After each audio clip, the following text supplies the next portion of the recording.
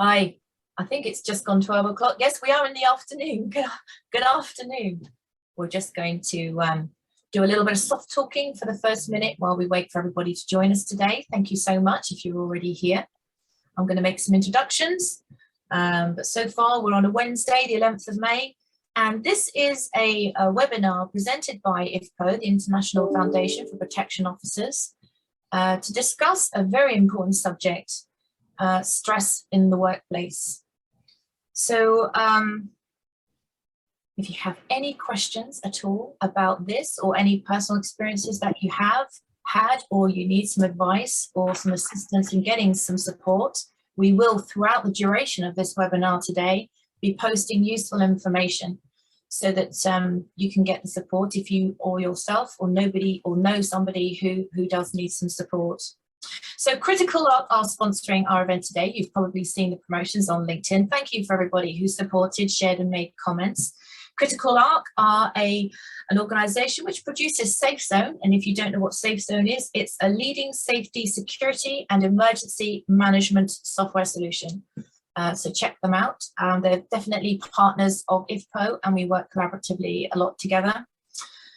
So behind the scenes also today, to enable us to put together this extremely important webinar around stress in the workplace, we've got Andy, who is in the background, and Richard also in the background, supporting us with the technical cleverness. And they will also be nudging me when we have questions from our audience today, and we'll be able to put those to the panelists. Panelists are very keen today to be asked questions, so feel free to pop your questions to us.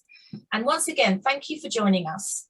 So I'm going to start off by saying that really Mental Health Awareness Week is where we are at right now. But for those of us that do struggle with mental health, this isn't just something that is affecting an individual on a weekly basis. It's a 24/7, 365-day-a-year issue. But the subject is loneliness, and we may even cover that or light touch on it at some point today throughout our discussions. So fitting really that we're discussing stress in the workplace, well-being, mental health, and the workplace, all intrinsically connected. We have over the last 2 years all to some degree been affected by COVID, and some more than others. So how better way to introduce my panelists here today? Starting off with Mike, if you could just introduce yourself. What's your name? Where do you come from? Yeah, hi everybody. I'm Mike Thompson. My background is in policing and security management. I was in the Metropolitan Police for 30 years. I retired as a detective sergeant about 10 years ago, but have stayed in the sector of security management and investigation since then. I currently work with Surrey Police, consulting on child abuse investigation. And a few years ago, I made a conscious decision with an interest in mental health that I was going to retrain as a psychotherapeutic counsellor. So very pleased to report in February I qualified as a psychotherapeutic counsellor. Probably go on to do the full psychotherapy qualification in due course, but I'm practicing in private practice and seeing a variation of different types of clients. So I guess what I bring today is a double lens really, from a practitioner's level of having been through the stress and had to endure it and find ways to get over it, and a new lens now of actually helping and having a practical professional approach to supporting people and seeing clients and doing interventions which can lead people to improving their mental health and living a better life. Thank you, Mike. It's a real pleasure to have you here with us today. Thank you so much for coming. Now I'm going to hand you over to introduce herself, the lovely the lovely Amanda. Amanda, what's your name and where do you come from? Hi, welcome everybody. My name's Amanda Gentle. I joined the SIA in around about November. So my role here at the SIA is to really deliver the skills strategy. So it's a massive piece of work. It involves quite a lot of negotiation and, engagement very broadly with the industry, of course. I have two other hats really. Traditionally in my career before I arrived at the SIA, I have a long background in talent management, diversity management and learning and development as a manager and senior manager. So I kind of bring that and that experience of working in organisations, but mainly with a human resource development hat on, really. So that's kind of a hat that I wear. And a bit like Mike, I also, in my spare time, when I'm not working at the SIA, I'm on the journey to become an integrative psychotherapist myself. So that's all consuming for me and something that I'm incredibly passionate about. And yeah, it's a very rewarding and very exciting journey. So I'm really pleased to be part of this discussion about stress in the workplace. Very important subject. And yeah, just really pleased to be here. Thank you, Amanda. It's a real pleasure to have you here. And last, but by no means least, is Dr. Anne. Would you introduce yourself and where you come from? Hello, everyone. I'm Anne Llewellyn. I currently work with Neurology as an associate, developing training for safety and security professionals. But although my youthful appearance belies this, I have a long history of working in nursing and then higher education. So I started off as a nurse specialising in A&E, but most of my career has been in higher education, delivering education around mental health policy, amongst other things. And I finished off my career before I joined Neurology as Deputy Director of Student Services at a university, where I had responsibility for mental health and disability services for students. Just to dispel any myths, I'm not a medical doctor, I'm a doctor of education. I completed my Doctor of Education in e-learning, and sort of that's part of my role in Neurology at the moment, is leading on the learning and teaching, but also developing content for mental health and wellbeing modules for the security sector. I'm also currently training to be a coach, and the purpose for that is to support people with work-based performance, and I'm hoping to qualify in that in November. So that's a very potted history of me. Thank you so much, Anne. I really appreciate it. For those of you who've just arrived, if you have any questions today, pop them in the chat box. We'll do our very best to get round and answer them. We also have had questions from LinkedIn, where we've been quite heavily promoting today's event. But let's crack on. Let's go straight in. And Mike, I'm going to come to you first, and then Amanda. Mike, when you consider that stress costs the UK economy around 100 billion a year, that's a lot of money in just lost output alone. And that figure comes from Mind, the charity. What is stress? How do we spot it? I think you've got a really good slide for us. And how can we discuss how stress affects not only us as individuals, but organizations and businesses as well? And what should we be looking out for? Okay, well, first things first, I'd like to just give a definition of stress, actually, because it's often confused with actually something that's negative. I mean, I personally get some sort of motivation from stress, particularly in my work when my workload's heavy. Stress is the adverse reaction people have to excessive pressure or other types of demand placed on them. That's a health and safety executive definition. We often talk about stress and feeling stress, usually when we feel we've got too much to do, too much on our minds, or other people are making unreasonable demands on us, or we're dealing with situations we don't have control over. Now that could be on a domestic level, it could be at work, but it will creep in, and stress can give you adrenaline. It can help you, get through the day and meet deadlines. And I think the secret is to know when it's becoming a problem and when you need to switch off or have some sort of intervention, be it, meditation, stopping for a coffee, going to see a friend or whatever, different types of things. It's not, what I'm saying is it's not a medical diagnosis. The problems that emerge through stress sort of come in the other side of the arc, which we're looking at here on the stress versus good pressure, when it turns into a kind of dysfunctional anxiety or a depression even that comes long term and affects the well-being of the person. So let's have a look at this stress versus good pressure arc, because what I'd like to do is just frame it in the context of an actual experience I had. I'm always constantly try and move away from my police background, because I appreciate I'm talking to security managers here, and I also come from that background with a degree in security management. But this what I'm going to talk about is the London bombings in 2005, which had a major kind of cross-industry, cross-agency impact, and we all linked together and we all had to rely on each other. Now, I was a disaster victim identification manager for the London bombings, and if we look at the arc, I turned up for work at New Scotland Yard on the Thursday, and I was very much in boredom zone. I was going in to do some domestic violence murder reviews. I don't want to sound like that's boring, but it's difficult work. It's, you know, a lot of, I wasn't looking forward to it, a lot of documents. But as I entered the yard, I was confronted by a colleague who said, it's finally happened. The tube network's been attacked and we're mobilizing. So I spent some time getting my act together, and then the comfort zone emerged of professional kicking in what I'm trained for. We're setting the system up, and we're getting, casualty bureau sorted out, and we're getting, the wheels in motion to identify the victims and start things approaching. Now, the stretch started to occur when you realise the volume of work and the emotional pressure. Now, I was dealing with the families. I was doing an anti-mortem harvest of the bodies that were in the mortuary, and I was having to liaise with the families to get some anti-mortem samples so we could match up the post-mortem samples. Very stressful work, very emotional work, and we started to develop all manner of problems. And we were getting political pressures too, and we'd get messages in that Tony Blair wanted to know when we were going to identify the bodies. That's when the Prime Minister's asking that, you're talking pressure.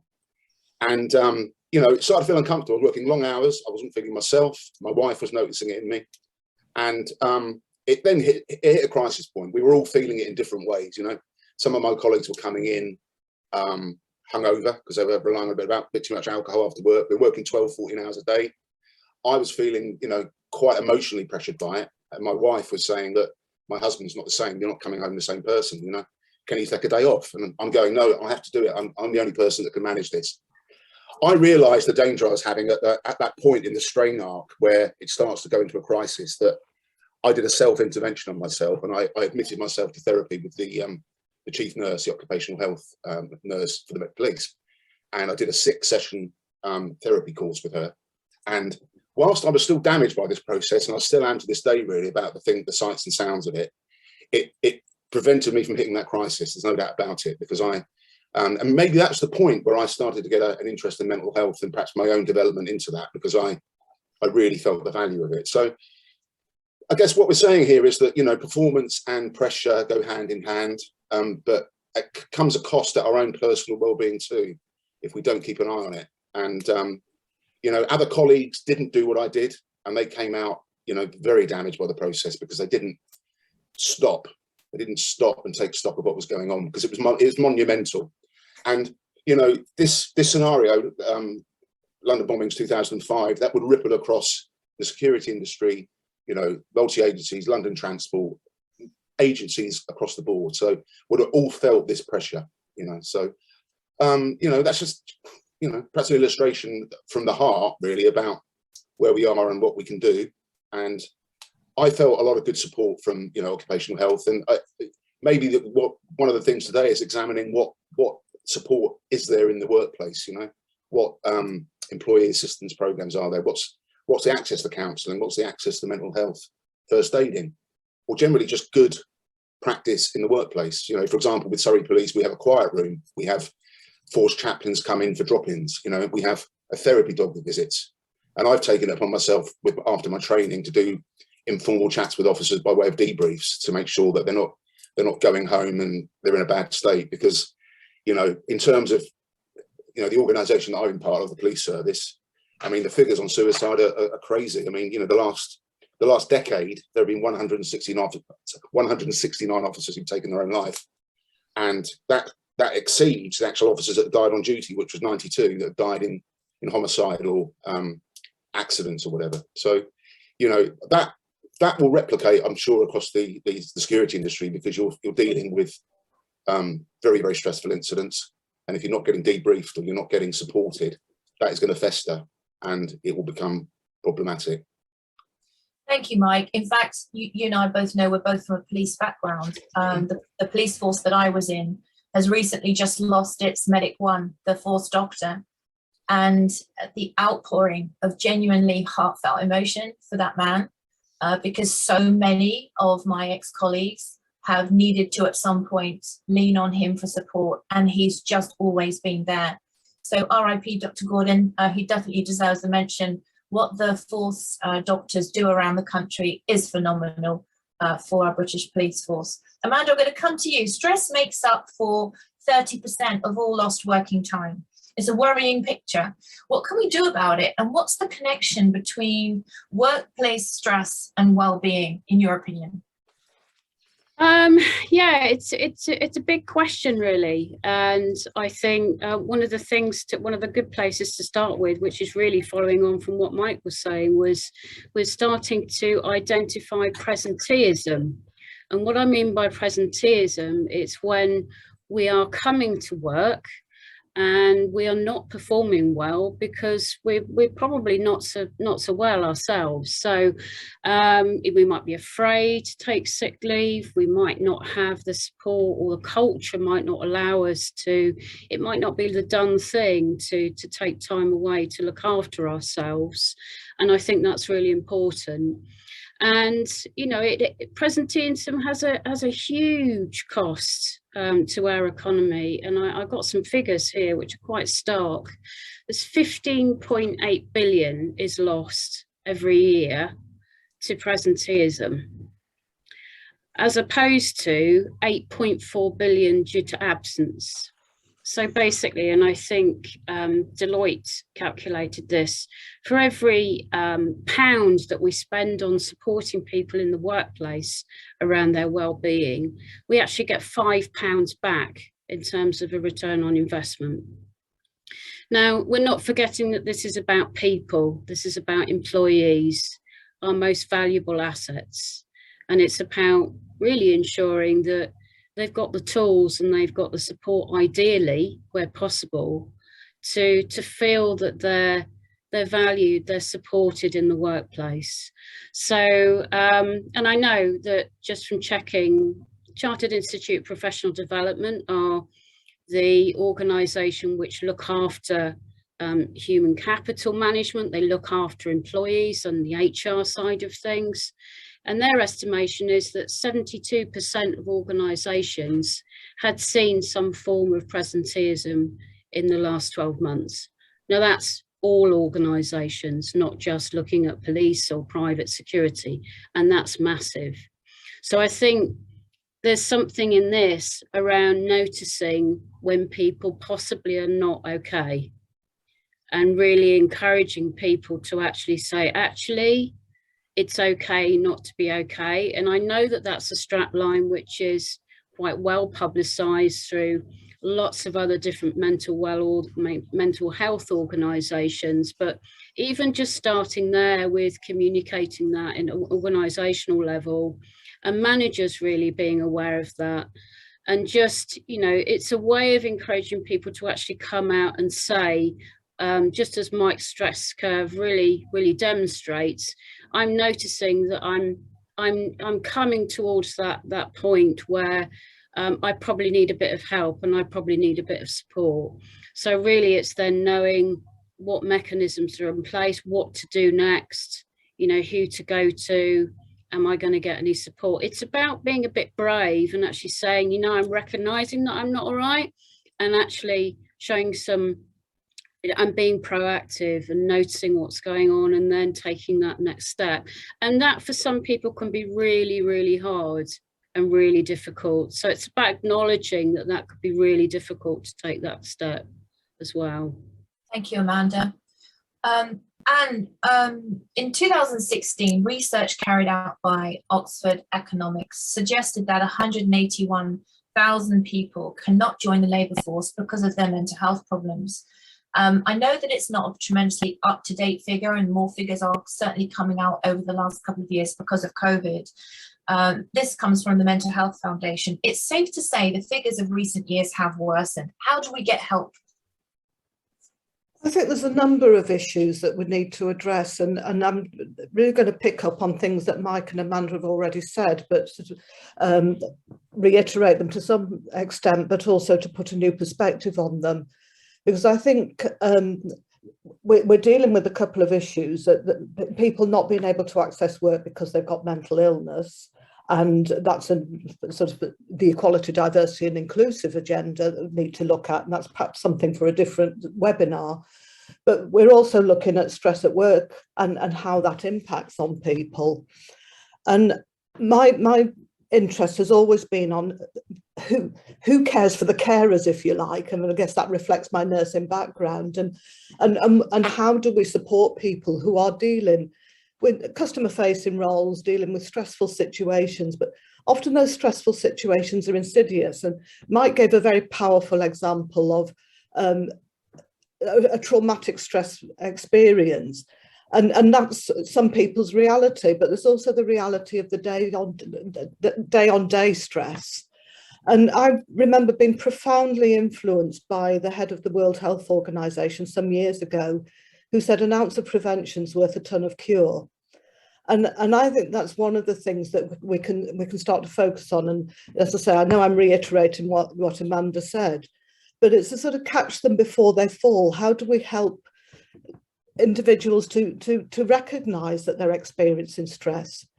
I'm just going to have a little bit of a rant about keep calm and carry on. I think it's the worst message that we can give, and it seemed to proliferate in all sorts of different ways at one point. It's a popular strapline.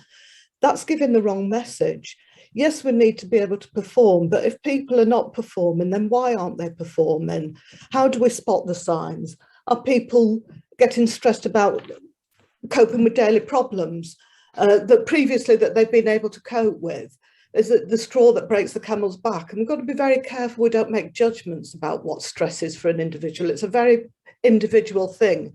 It may be layers on layers of stress, and what finally breaks someone is a very small, apparently small thing, but it's the impact of something that's been going on for some time. So it's spotting where people are not coping very well, perhaps that their work is deteriorating, they're socially withdrawing, they seem tired, they're not sleeping, they're not turning up to work on time because their sleep pattern's disrupted. Mike mentioned about alcohol and signs of people drinking excess alcohol. So I know I've gone round about the houses in answering your question about how do we get people into work, but I think it's also about how do we retain people in work. And I think for me, that's about proactive management, but also about, you know, there is very much an individual focus that's required to support people, but there's also an institutional or an organisational focus, and changing that culture, again, as Amanda said, enabling people and giving the right message. But it is okay to talk. And again, I think we've got this in some institutions, and it's certainly not true of every organisation, but a culture of competitive busyness. People being at their desk early, have, you know, it's a sort of a badge of honour to have your lunch at your desk, and gets to 5 o'clock and who blinks first, because that might show that you're not as committed as other people. I'm certainly not saying that that's accurate, but it might be a perception. And how do we break that? How do workplaces break that and say, you must take time away, it's okay to have a break? So practical things like, for example, having protected time where you don't have meetings so that people can take proper lunch breaks, encouraging people to take time away from their desk. And I think that's particularly important if people are working at home. Encouraging people to distinguish between home and work, and again, the sort of the liminal third space. This is work, this is home. If you're working at home, how do you have that third space? When I was working full time, I always used to get dressed as though I was dressing to go into the office, and put my lipstick and perfume on, because that made me feel as though I was at work. And then at the end, I'd slop into my pajamas, and that was sort of end of work. And it sounds silly, but it's that sort of message to self: this is work, this is home, this is the environment I'm in. So my husband works for BT, and he was saying that they actually get messages from their managers saying, remember to take breaks, remember to take time out. They also have, within each team, one of the senior managers is a mental health lead, who isn't necessarily the person that people go to talk about mental health, because that's a very personal thing, but is that they're sort of, for want of a better term, banging the drum for mental health and well-being. So I'm sorry, I've probably gone on too long there, but I think... It's fine. I'm going to go straight to Amanda because we've had a comment put in the chat box and I think it's going to be quite relevant for Amanda to answer. Amanda, what do we do when an individual recognises their employer is more focused on putting you on an underperformance review rather than actually supporting you to deal with clearly signs of issues or even prescribed medication to support those issues? Is it a case of get a different job? It's a really tough one because I think really there's a long way to go, isn't there, before really, you know, acknowledging that everybody is fully supported in the workplace at all times. And I guess, you know, that's indicative of many organisations, not just, you know, within our sector.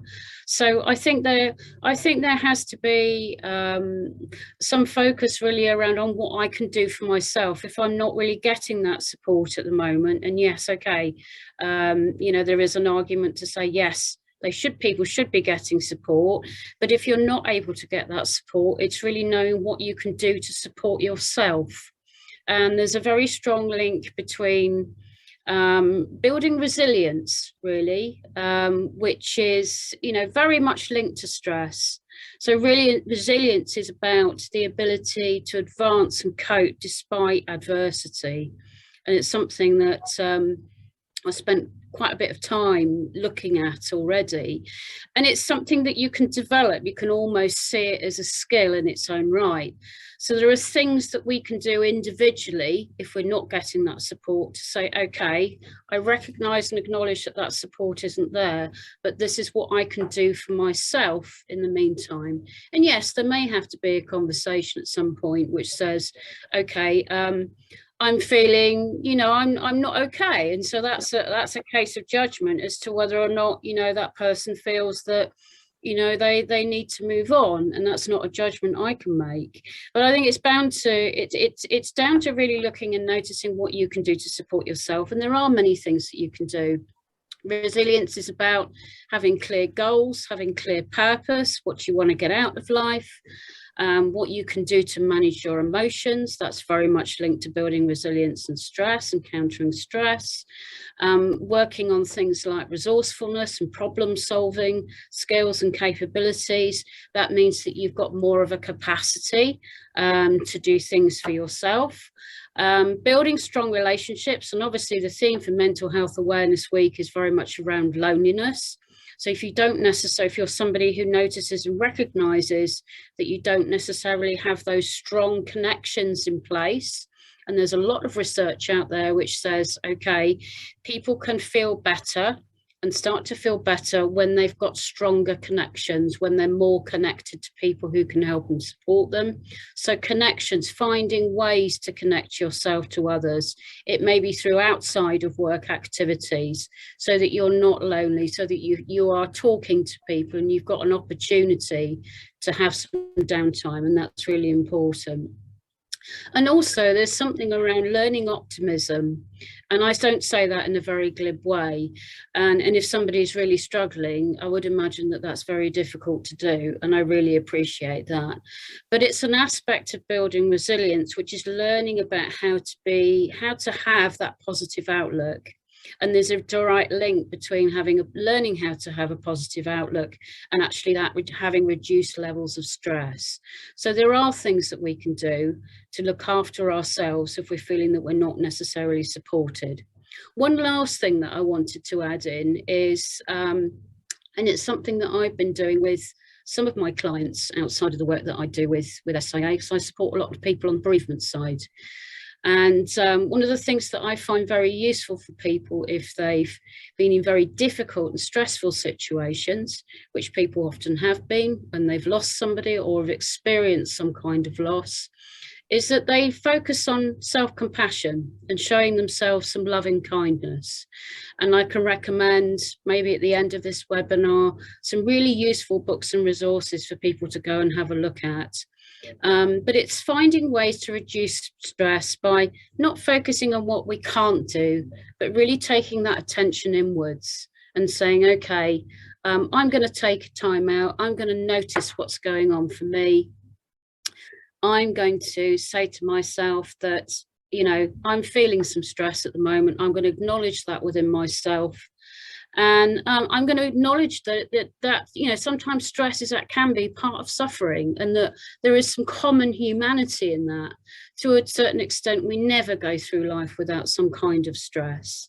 So it's about acknowledging that within yourself, acknowledging that, and also really just, you know, making a mental note to say, amidst all of this, I'm going to show myself some loving kindness. Placing your hand on your heart, it may sound very trivial, but even the simple act of touching your heart, you know, showing yourself, acknowledging how you're feeling, can actually be very therapeutic in its own right. I'm going to be kind to myself. I'm going to accept myself as I am, and use that. That can be very useful as a technique to use, whilst you're also figuring out what your next, what to do next, really. So there are lots of things, in summary, there are lots of things that we can do personally and individually to support ourselves. But I also acknowledge there is, you know, there may be, if somebody is recognizing that they are becoming ill, and that's the step to, you know, to go and see a GP, that's to try and reach out to people who can support you. And I believe at the end of this webinar, we are providing some resources. So if you are not feeling good and you're recognizing that within yourself, it's very important to go and talk to somebody. And so, you know, recognizing and noticing what's going on is very important. Yeah. Thank you. Yeah, let's go back to Anne, and let's talk about your 5 ways to well-being, because I think that is going to be particularly important right now. That would be slide 5, yeah. But Anne, if you need to dip back to any of the other slides, Richard can do that for you. I'll hand over to you about some good solutions that you have here for everybody. Yeah, well, first of all, it's not my 5 ways to well-being, it's the NHS. I must credit them rather than myself. But they have got this nice framework which says these are 5 ways that you can support your own well-being, practical solutions. And some of them we've mentioned, but connecting with others is really important. There is a huge amount of evidence that having good relationships with others is important, whether that's in the workplace or outside the workplace. And focusing on the supportive relationships. So it's not about connecting with lots of people, it's about connecting with people who will support your well-being. So friends, neighbours, let's say work colleagues, family. The second one is being active. And again, there's inextricable evidence that physical well-being supports mental well-being. Being physically active is good for your mental health. I've seen some research that shows that physical activity is actually more powerful than antidepressants in some people with depression. But being active isn't about just joining the gym and pumping iron. There's all sorts of ways that can be built into your day-to-day life: gardening, dancing, running around after the kids, running around after the dog, whatever, walking to work. I used to, where I could, have walking meetings. So if there was just a one-to-one meeting, we didn't have to write anything down. We'd walk around the park and discuss something.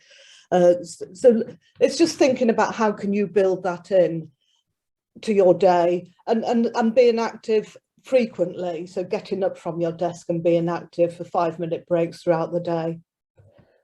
Taking notice refers to, some people call it mindfulness, but it's really being aware of your environment and appreciating your environment, whether that be sort of nature, the weather. We always feel better when the sun, well, most of us feel better when the sun shines.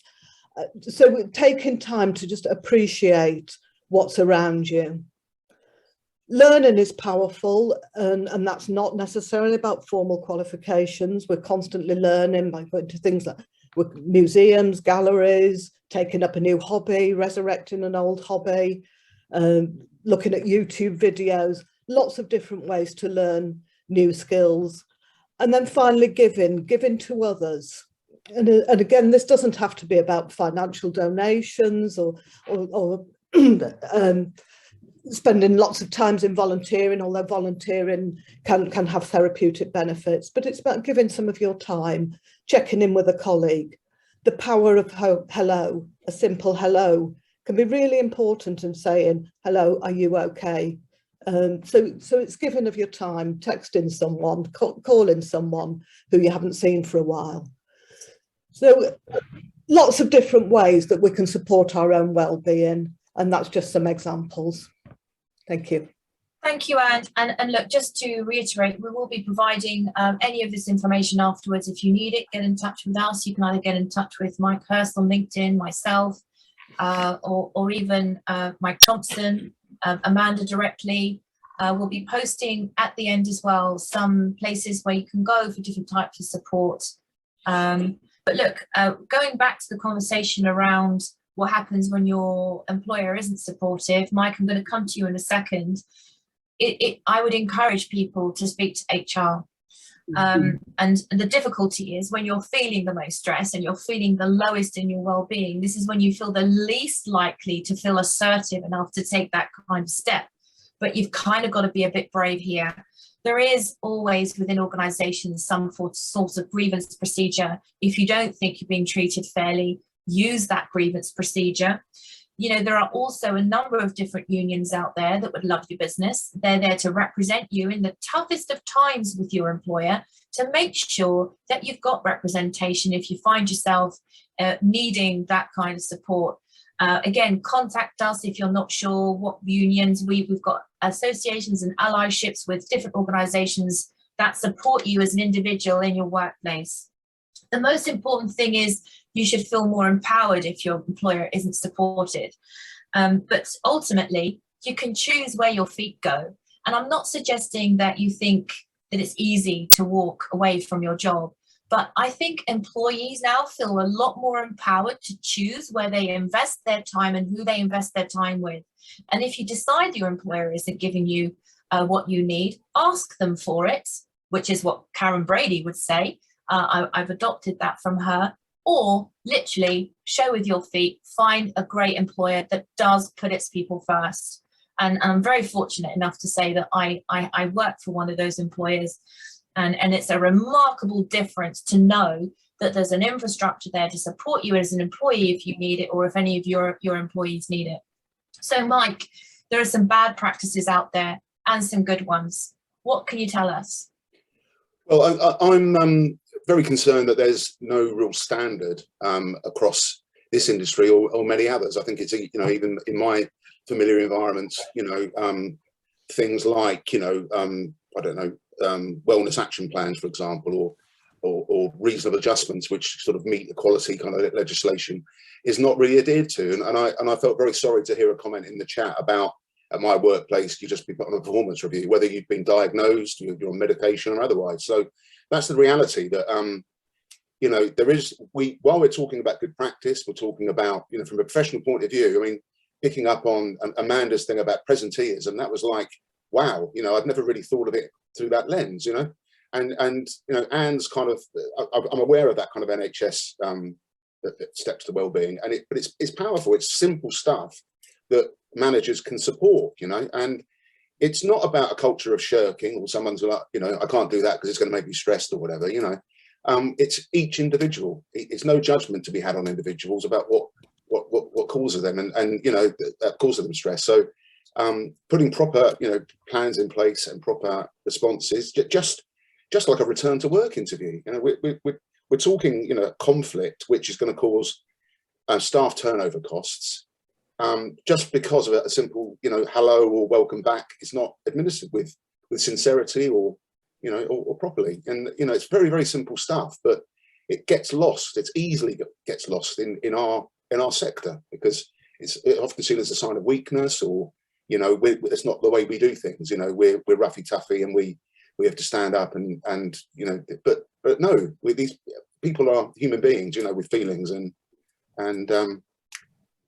yeah. But I think, you know, I mean, I've kind of looked at my own organisation I work for at the moment, my own police service, and looked at their policies. It's not ideal because, you know, for example, if you want to access the employment assistance programme, you're going to have to wait because there is a big demand for it. There's perhaps not enough resources to provide the ideal system, shall we say. I mean, it's good, but it's not ideal in terms of the numbers they can provide or the amount of people trying to access it. And it's prohibitive for most people to go into my sector, the private sector, for counselling, because it's, you know, per hour, it's it's expensive. I mean, you know, and I think there's many councils. I think, Amanda, when you start up, you know, I mean, part of my kind of social responsibility aspect is I do offer low cost places in my practice for particularly emergency services workers, but I include the security industry and NHS as well in that to a point, and I would always try and keep that turning over. But it's really difficult if you can't get, you know, an organisationally sponsored access to a mental health service. Doing it in the private sector is costly. And well, what I will say actually, and Amanda, you might be having experience of this in terms of your training and placement. There are a lot of low cost or free services within boroughs, certainly in London, where I trained in placement. You can access it for a nominal fee for an assessment, and then anything between £10 and £30 a session or something like that, you know, depending on your means. So there are things out there. If your need is great and the employment assistance program isn't immediately available to you, there are options to research which do provide low cost out there. That's a really good point, actually, just chipping in on that as well, Mike. There are a lot, actually, and they're probably a little bit under the radar, but look for local charities, look for charities that support people around mental health issues. They may be small, but they may, as Mike has just said, they offer at a much reduced rate for people who are training to be counsellors or training to be psychotherapists. But they are, when people train, they train under clinical supervision, so there should be no risk. It's very important to emphasise that as well. But it's indeed, it can be a very good way of, you know, the NHS having to wait for the NHS support. You know, wow, you know, how many people must be waiting for NHS support right now, bearing in mind, you know, the added dimension of COVID that we've had over these years. I mean, I can't even imagine what that must be like. So you could be looking for a long wait, and I'm just being very realistic there. But yeah, do search, you know, there will be a number of people local to you, local organisations who can offer that support, and just reach out to them, have a conversation. But, you know, just to echo Yolanda's point as well, there will be somebody, whether it's a senior manager, whether it's an HR professional, if you have HR in your organisation, reach out to somebody and tell them how you're feeling. Your first point of call obviously should be your manager, but if for any reason that's not appropriate, then there's always, you know, try and find somebody that you feel that you can talk to. That's quite important too. I'm going to come to Anne, but we've only literally got 2 minutes before we should be finishing up. Anne, I'm going to come to you so you can add your comments in relation to that question, and then we're just going to go quickly around the room to give everybody the opportunity to have their last comments. Time has flown. Anne, over to you. I'm going to have to talk very fast then. I just wanted to mention Mind's Thriving at Work standards. And this is a voluntary thing, but Mind will provide quite a lot of support for companies, organisations to work towards the 6 standards of thriving at work.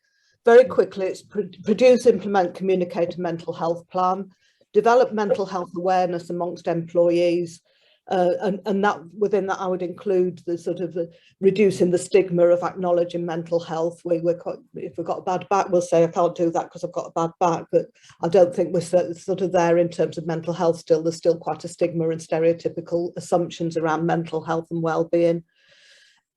So that's about encouraging open conversations and providing support when employees are struggling, provide good working conditions, promote effective people management, and then routinely monitor mental health and well-being, and that can sort of help to highlight where there may be particular issues.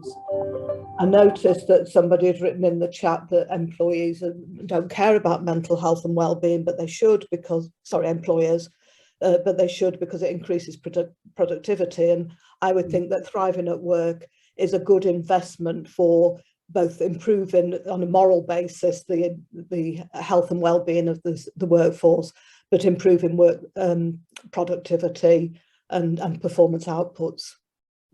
Yeah, agreed. I think we'll agree there. Okay, so we're just going to go around the room. I'll come to you, Mike. Your lasting comments, the kind of things that you really want to leave an impression with people today.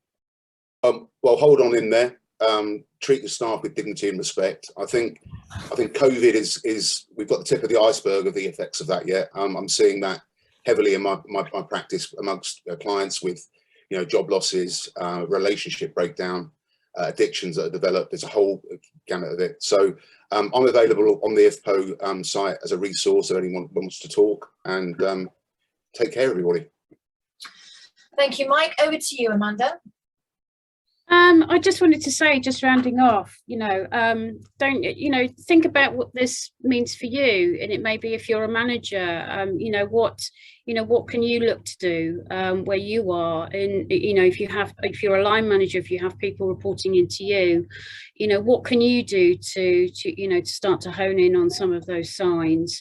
And also start to think of, you know, about how, you know, if this is an issue for you, you know, how you can start to look after yourself more as well, and just be aware of some of the resources that are out there that are needed if you're not necessarily finding that, or if there's not very much support or no support at work in your organisation. It's about, I think Anne mentioned it, you know, there are lots of things that we can do around being proactive. And there's a lot of information out there to draw on. So, you know, don't be afraid to ask, because, you know, there are organisations that can support you, and they're only too happy to help, even though they may be busy. Thank you, Amanda. Richard, if we could post up the further information slide as well while Anne gives her final remarks. And that way, for those of you who do genuinely want to get some support or support somebody else to get some support, this is the information for you. And I'll come over to you for your last comments. I'm going to reiterate what I've already said, that mental health and wellbeing is everyone's business. We all have a role to play, both within our own and our colleagues. I think there's a holistic approach is needed where people can take practical steps themselves, but there needs to be an organisational approach that catches people before they fall, but also has a robust system to support people. And if performance reviews are necessary, then perhaps there's something about training managers so that they use those performance reviews to actually support people and say, how can we help you to improve your performance, not as a stick to beat people with. So I think there's much that can be done, and it's a really important area, and I hope that we can carry on having these conversations. Thank you so much. So we'll finish up now. Just to reiterate, if anybody's got any questions or queries about anything that we've discussed here today, please get in touch with any of us. And also, you know, whilst IFPO, the International Foundation for Protection Officers, is a membership body for the security industry frontline professionals, we could also provide some recommendations for any of our contacts and associates if you do need to get some support in relation to your wellbeing and mental health. I think the thing is here to thank Critical Art again for certainly seeing us through the technical cleverness. It almost felt like you weren't there, Richard. So thank you very much for your time today. Thank you for everybody to come along and just even spare your time to listen to our fabulous panelists, Dr. Anne, Amanda, and Mike. Thank you so much for your time today. Be good to yourself, everybody. And if you're taking your breaks and you think a colleague close to you isn't taking theirs, do your bit and remind them to take their break too. Thank you so much and have a good